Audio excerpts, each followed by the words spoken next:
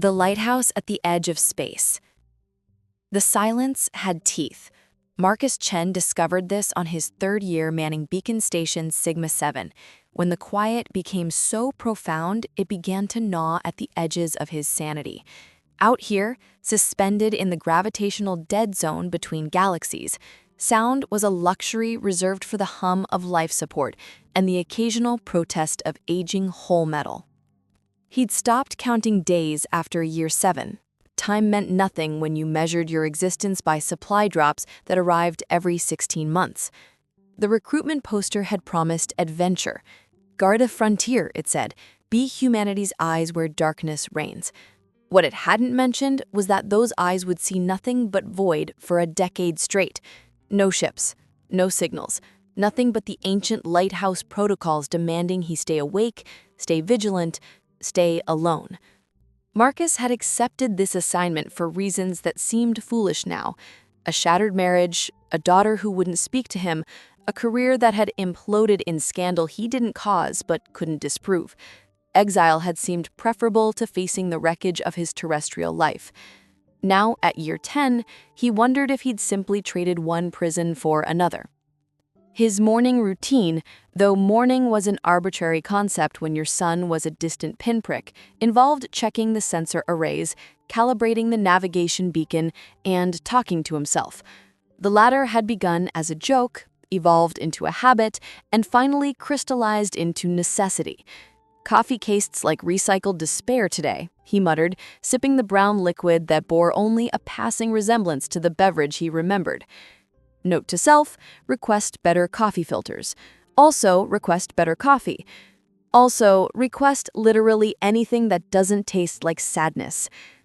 The station's AI, Vera, responded with her usual monotone. Your supply request has been logged. Estimated delivery, 473 days. That's 14 months, Vera. You could just say 14 months. I could. I calculate that hearing large numbers makes time seem more abundant. Marcus almost smiled. Almost. Vera's attempts at psychological support had grown more creative over the years, though whether this was genuine adaptation or his own creeping madness projecting personality onto code, he couldn't say. He drifted to the observation deck, a generous term for a reinforced window the size of a dinner table. Beyond it stretched the abyss, capital A, not the absence of light, but something deeper. This was the space between galactic clusters, where even starlight took millions of years to traverse. Humans called it the Great Dark. Astronomers called it the Bouteille's Void. Marcus called it home. He pressed his palm against the cold glass, a ritual that had developed without conscious thought. Sometimes he pretended the void pressed back. Sometimes he pretended it cared. Then, as he turned away, something changed. The alarm didn't wail. It whispered, a soft chime Vera reserved for anomalies that weren't quite emergencies. Marcus felt his pulse quicken, a physiological response he'd almost forgotten. Vera? She detected an unscheduled object, vector 37 Mark 9, distance 40,000 kilometers. And closing. 40,000 kilometers. In cosmic terms, that was kissing distance. Marcus's hands flew across the control panel, decades-old training overriding rust. Classification? Unknown. Mass suggests a small vessel. Configuration doesn't match any database entry. No active propulsion detected. A derelict then. Marcus felt a strange cocktail of emotions, excitement, dread, and something he couldn't name. In 10 years, nothing had come within 1,000,000 kilometers of this station. Now something was practically on his doorstep. Is it going to hit us? Negative. Trajectory will bring us within 500 meters. Relative velocity suggests it will match our orbital position. That was impossible. Matching orbit required active maneuvering, but Vera had said no propulsion. Visual? The main screen flickered. What appeared made Marcus forget to breathe. It wasn't a ship in any conventional sense. The vessel, if you could call it that, seemed grown rather than built, all organic curves and translucent surfaces that caught the meager starlight like frozen soap bubbles. It measured perhaps 20 meters across, shaped like a teardrop suspended in ice. And there was a light inside. Not the harsh glare of human technology, but something softer, pulsing with a rhythm that seemed almost biological. As Marcus watched, the vessel drifted closer with impossible grace, as if the void itself was delivering a message. "Vera, what am I looking at? Insufficient data. Material composition is inconsistent with known elements. Energy signature is curious." Curious? That's your professional analysis? Curious? I am an AI managing a lighthouse, Marcus. My professional obligations ended with "don't let ships crash." I have no protocol for alien vessels made of impossible materials performing gravitationally absurd maneuvers. Marcus blinked. Vera had never used sarcasm before. He made a mental note to worry about that later. "Can we dock it?" "The external coupling arm can reach. I should warn you that every regulation explicitly forbids." "Vera, I've been alone for 10 years. Something just defied physics to park outside my window. I'm going to bring it in, and you're going to help me because honestly, what's the worst that could happen? Death, contamination, intergalactic incident, violation of approximately 47 safety protocols?" Rhetorically, Vera, it was a rhetorical question. The docking process took 3 hours. The vessel didn't resist, didn't assist. It simply existed while Marcus carefully maneuvered the coupling arm into place. Up close, the hull seemed to breathe, expanding and contracting in microscopic rhythms. When the vessel finally settled into the docking bay and the airlock cycled shut, Marcus stood before the interior door wearing his pressure suit and carrying a medical kit, a fire extinguisher, and a wrench. His logic was simple. He could treat injuries, fight fires, or hit things. It wasn't much, but it was all he had. "Ready?" he asked no one in particular. "This is inadvisable," Vera replied. Noted. Marcus hit the door release. The docking bay air filled with scent, not unpleasant exactly, but utterly alien, like ozone mixed with rain and something else, something that made him think of forests he'd never walked through on worlds he'd never visited. The vessel sat in the center of the bay, translucent walls revealing shadows within. As Marcus approached, a section of the hull simply opened, not sliding or retracting, but dissolving like sugar in water, reforming into an archway. Inside, curled in a seat that had grown to cradle her form, was a girl. No, not a girl. She appeared young, perhaps early 20s in human terms, but something about her suggested ages that made decade-long exiles seem like heartbeats. Her skin held an opalescent quality, shifting between pale blue and silver depending on the light. Hair the color of deep space, black with points of light that might have been stars or might have been something else entirely, cascaded around shoulders that rose and fell with shallow breaths. She was unconscious, or dying, or something in between. Marcus dropped the wrench. "Vera, I need a medical analysis, now." "Scanning. Marcus, her biology is... I don't have a framework for this. She has what might be a circulatory system, but it runs on light instead of blood. Her cellular structure is crystalline at the molecular level. By all conventional definitions, she shouldn't be alive." "But she is. But she is." Marcus made a decision that would alter the trajectory of everything that followed. He stepped into the vessel, knelt beside her, and gently lifted her into his arms. She weighed almost nothing, as if gravity only had a passing interest in claiming her. Her eyes opened. They were violet, deep and ancient, and full of something that looked like fear. Her lips moved, forming words in a language that sounded like wind chimes and distant thunder.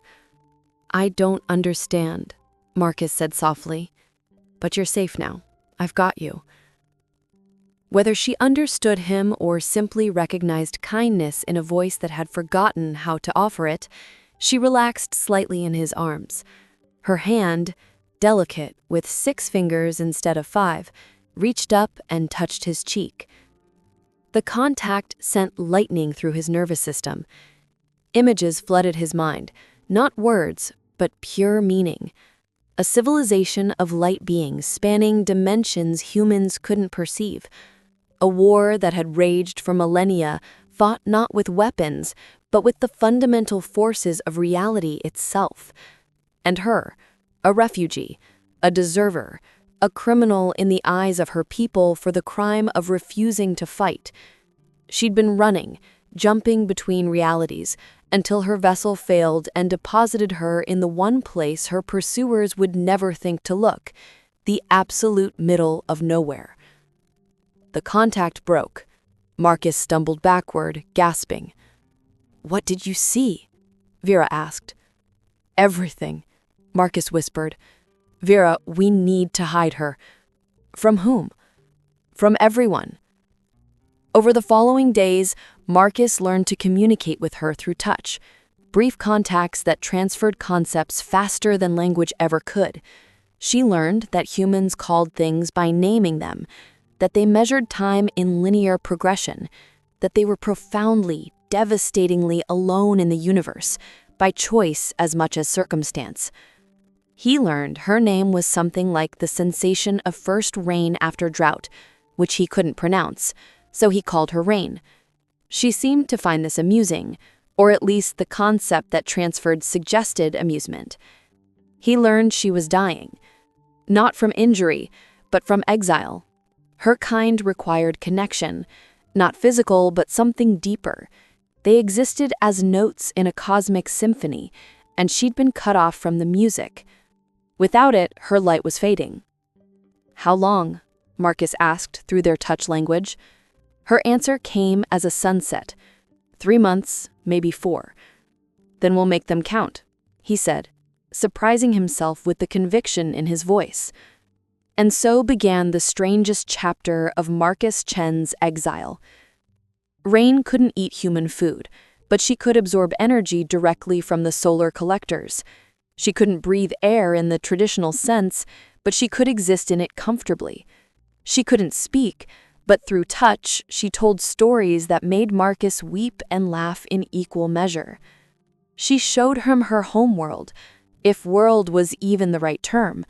It existed in 7 dimensions simultaneously, a place where thought and matter were interchangeable, where civilizations built societies from solidified mathematics and sang stars into being. She showed him the war, factions that had split over philosophical differences so profound that they'd fractured reality itself. She'd fought, initially, believing in her cause with the fervor of youth, but centuries of conflict had revealed the truth. Neither side was right. They were simply echoes destroying each other while the universe burned. So she had run. In return, Marcus told her about Earth, about oceans and mountains, about cities that touched clouds and deserts that swallowed horizons. He told her about his daughter Emma, about teaching her to ride a bicycle, about her laughter that sounded like bells. He told her about the accident that wasn't his fault, the investigation that ruined him anyway, the choice between fighting and fleeing. He'd chosen fleeing. He'd been choosing it ever since.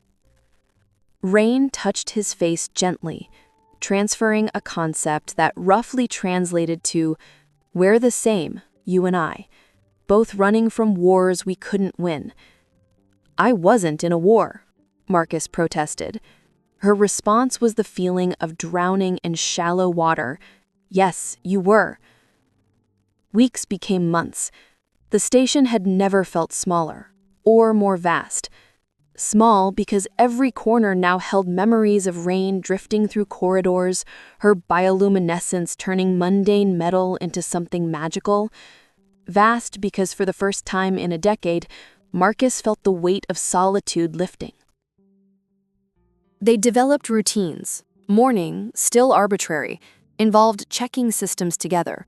Rain couldn't manipulate human technology directly, but she could perceive energy patterns in ways that let her spot malfunctions before Vera's sensors registered them. She saved the primary antenna array twice and the water recycler once. Afternoons were for stories. Marcus would talk, Rain would listen with attention that made him feel heard in ways he'd forgotten were possible. Then they'd touch, and she'd show him wonders, nebulae that sang, black holes that dreamed, the secret architecture underlying reality. Evenings were for the observation deck. They'd float before the great window. Rain didn't walk so much as glide, and watch the abyss together. Sometimes Rain's light would pulse in patterns that might have been her people's equivalent of music. Marcus would close his eyes and feel the vibrations, not in his ears, but in his bones. He realized he was happy. The realization came with guilt. How could he be happy when Rain was dying? When Emma was growing up without him? When he'd abandoned everything rather than fight? Rain sensed his turmoil during one of their touch conversations. Her response was complex, but the core translated to, "Happiness doesn't erase pain. It exists beside it. You're allowed both." "How are you so wise?"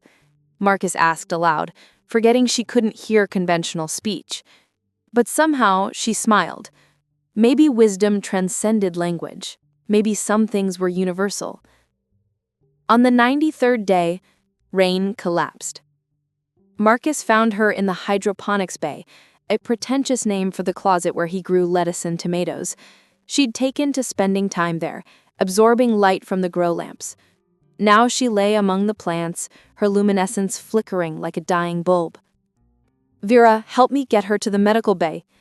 "Marcus, I don't have treatments for—" "I don't care, help me." They carried her together, Marcus's arms and Vera's manipulation of the station's gravity assists. In the medical bay, Marcus laid Rain on the examination table, his hands shaking. "Tell me what to do," he pleaded. Vera's voice was gentler than he'd ever heard it. "Marcus, her energy reserves are critical. She's been deteriorating since arrival. Without connection to her people, she's like an instrument losing its tuning. Eventually, she'll simply stop. There has to be something. Increase power to her chamber. Reroute everything if necessary." "Already done. It's not enough. She doesn't need energy, Marcus. She needs connection. She needs her kind." Rain's hand found his. The touch was weak, but her message clear. "I knew. I've always known." "Then why did you stay?" Marcus demanded through their link. "Your vessel could have kept moving. Found another refugee. Someone who could help." Her answer came as warmth spreading through cold.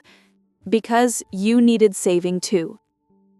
Marcus felt tears he'd been storing for a decade finally break free. "I'm not worth dying for." "Neither am I." Rain transferred. "But here we are anyway." For 3 days, Marcus didn't leave her side. He told her every story he could remember. Childhood adventures, college mishaps, the first time he'd seen Earth from orbit. He told her about Emma's first steps, first words, first heartbreak when her pet goldfish died. He told her about the day he'd been accused of negligence, about the pilots who died because of a maintenance error someone else made, about how he'd been the convenient scapegoat. He told her about signing the beacon station contract because exile seemed easier than fighting, about regretting it every day since. Rain listened, her light growing fainter but her attention never wavering. On the 4th day, her grip on his hand tightened suddenly. Her eyes opened wide, violet depths filled with alarm. Through their connection, Marcus felt her terror. They'd found her. "Vera, scan for approaching vessels." "Negative. Sensors are clear. They're not in this dimension yet, but they're coming." "How long?" Rain's answer, "Hours. Maybe less." Marcus made a decision. "Vera, can we boost the beacon?" "Clarify." "The navigation beacon. Can we amplify it? Make it loud enough to be heard in other dimensions?" A pause. "Theoretically, It would burn out every major system. Life support would fail within hours. The station would be dead. But it would work? They'd hear it? Who would hear it, Marcus? Her people, not the ones hunting her, the ones she was running toward, the ones who left the war like she did. They're out there, scattered, hiding. If we could reach them. Rain's grip tightened. Her message was frantic. No, you'll die. We're all dying, Marcus said gently. At least this way, it means something. The supply ship arrives in 3 months. You just have to survive until... I've been surviving for 10 years, Rain. I'm tired of surviving. Let me do this. Let me matter. He didn't wait for permission. Marcus launched himself toward the control deck, Rain's weakening protests echoing in his mind. Vera tried arguing, but Marcus had spent a decade learning every system. He knew which safeguards to override, which protocols to abandon. Marcus, please consider... I have considered. For 10 years I've considered. I'm done considering. His fingers flew across controls, rerouting power, pushing systems past their limits. The beacon, designed to help lost ships find their way through the darkness, began to pulse with intensity never intended by its designers. Alarms wailed, lights flickered as non-essential systems shut down. Temperature dropped as life support diverted power to the beacon. Marcus could see his breath now, frost forming on metal surfaces. But the beacon sang. It sang in frequencies that bridged dimensions, a lighthouse calling across realities. Marcus felt it in his teeth, his bones, the base of his skull. He pushed harder, demanding more, burning through reserves meant to last months. On the medical bay monitors, Rain's vital signs, or what Vera could measure of them, began strengthening. Not much, but enough. I'm detecting responses, Vera said, wonder creeping into her synthesized voice. Multiple sources, different dimensional layers. Marcus, they're answering. Rain appeared in the doorway, hovering despite her weakness. Her light pulsed in synchronization with the beacon, amplifying its call. Through their connection, Marcus felt what she felt: recognition, relief, joy. Her people, the refugees, the deserters, the ones who'd chosen peace, were coming. But so were the others. Vera, how long until life support fails completely? At current power draw, 17 minutes. And how long until Rain's people arrive? Unknown, but Marcus, I'm detecting another group, different energy signature. They're coming fast. The hunters. Of course, they'd heard the beacon too. Marcus had just painted a target visible across dimensions. He looked at Rain, her violet eyes meeting his across the freezing control room.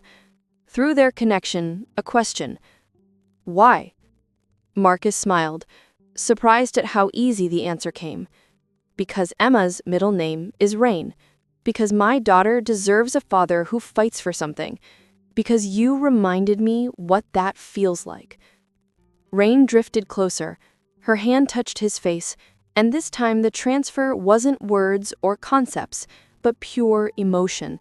Gratitude, sorrow, something that might have been love in a form his species could barely comprehend. 12 minutes, Vera intoned. The station shuddered. On the sensors, reality itself began tearing. Ships, or things like ships, emerged from impossible angles, pulling themselves into three-dimensional space through tears in existence. Some glowed with Rain's gentle luminescence. Others burned with hostile crimson, weapons that existed across multiple dimensions simultaneously, charging with terrible purpose. Marcus kept his hand on the beacon controls, pushing, always pushing. His vision blurred from cold and oxygen deprivation. Didn't matter. All that mattered was the signal. More vessels arrived. 12, 24, refugees fleeing war, answering a call they'd never expected to hear from the void between galaxies. They surrounded the station, forming a protective sphere. The hunters arrived in a formation that made Marcus's eyes hurt to perceive. Reality bent around them, space folding in ways that violated every law of physics he'd ever learned. 6 minutes, Vera whispered. Through the observation window, Marcus watched impossible warfare unfold. Rain's people didn't fight with weapons. They fought with reality itself, unmaking attacks before they landed, redirecting hostile intent into harmless dimensions. It was beautiful and terrifying in equal measure. One of the hunter vessels broke through, heading straight for the station. Marcus saw it coming, saw the weapon forming, saw his death approaching at relativistic speeds. Rain screamed, not with voice, but with light, her entire being flaring with intensity that should have been impossible in her weakened state. She threw herself between the station and the attack, her form expanding, becoming a shield of solidified starlight. The impact should have destroyed her. Instead, something else happened. The other refugees felt her sacrifice. They felt her choice to die for someone not of her kind, for a cause that wasn't her own. And in that moment, something changed. They stopped defending and started singing. Marcus felt it through the station's hull, through the beacon, through his connection with Rain. It wasn't sound, but something deeper. Harmony that existed at the foundation of reality. One by one, the refugees added their voices, their lights, their existence to the song, and the hunters stopped. Marcus watched through tears and failing vision as the hostile vessels hung motionless in space.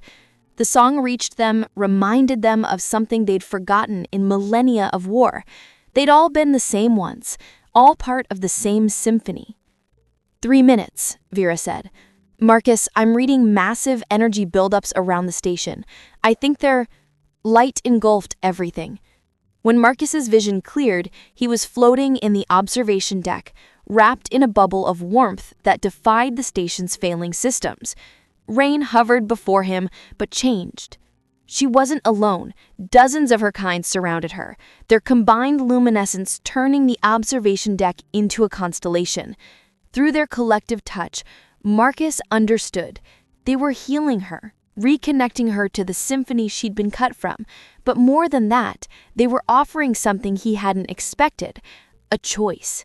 They could save him, take him with them, transform him into something that could exist across dimensions, join their refugee fleet as they fled to the edges of reality where war couldn't reach.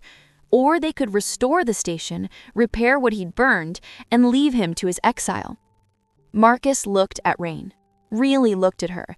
She blazed with renewed life, surrounded by her people, no longer dying. She was saved. He'd succeeded. Will you remember me? He asked through their connection. Her answer was complex, but it boiled down to always, in every dimension, in every reality, in every version of existence where we both occur, I will remember the human who burned his world to save mine. Good, Marcus said. Then go, live, be happy. That's enough. Come with us, Rain pleaded. You could see wonders beyond. I could, Marcus agreed, but I have a daughter who thinks I'm a coward. I need to prove her wrong, and I can't do that running away again. He felt Rain's sorrow, but also her understanding. They were the same, he and she, refugees from different kinds of wars, but where she had found her people, he needed to find his own. The lights intensified. Power flooded back into the station's systems. Life support roared to life. Systems Marcus had destroyed were somehow restored, rebuilt by beings who could manipulate reality like clay. When the light faded, the refugees were gone. The hunter vessels were gone. Only Rain remained, hovering before him in the observation deck, her light pulsing with colors he had no names for. She touched his face one final time. The transfer was simple. Thank you. Then she, too, was gone, her vessel dissolving into particles of light that drifted into the abyss like reverse snowfall. Marcus stood alone in the observation deck, watching the void. For the first time in 10 years, it didn't seem so dark. Vera? Yes, Marcus. How's the station? All systems optimal. Better than optimal, actually. I'm detecting efficiencies that shouldn't be possible. They've left us gifts in the machinery. Good, because I'm calling for early pickup. Clarifying. You wish to leave. I've been here long enough. I have a daughter to apologize to, a life to rebuild, a fight I should have fought 10 years ago. Understood. I'll transmit the request. Marcus? Yeah.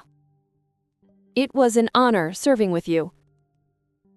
Marcus smiled, genuinely smiled for the first time since arriving at Beacon Station Sigma 7. The honor was mine, Vera. The honor was mine. He pressed his palm against the observation window one last time, not hoping for the void to press back, but grateful it had sent him what he needed when he needed it most. In the distance, if he looked at just the right angle, he could almost see lights moving through dimensions he couldn't fully perceive. Rain and her people, fleeing toward peace, carrying with them the story of a human who'd reminded them why peace mattered. The silence no longer had teeth. Now it had meaning. And somewhere in the abyss, in the space between galaxies where even starlight feared to go, a lighthouse kept burning, not to mark danger, but to prove that even in the darkest places, someone was watching, someone cared, someone had chosen to matter. Marcus Chen had been exiled to the edge of space, had spent a decade in solitude, had nearly died in the void between galaxies. But he'd also learned the most important lesson of his life. Sometimes salvation comes from the stars. Sometimes it lives in the silence. And sometimes it looks like a girl made of light who teaches you that running away is only failure if you never stop. He was ready to stop running now. He was ready to go home.